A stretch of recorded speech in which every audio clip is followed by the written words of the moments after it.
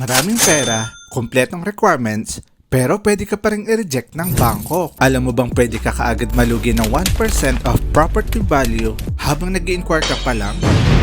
Ito ang madalas na hindi alam ng mga naglo-loan.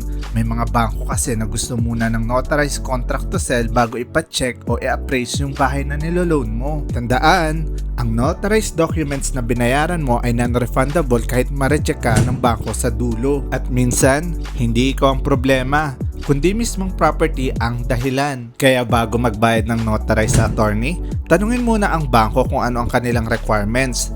Mas okay kung makahanap kayo ng bangko na willing magpa-appraise kahit walang binabayarang notarized contract to sell. Hintay ng video kung bakit madalas nare-reject ang housing loan sa hindi mo inaasahang dahilan. Oh, follow and subscribe ka na bago ka mahuli sa mga sekreto ng bangko na hindi nila sinasabi sa'yo.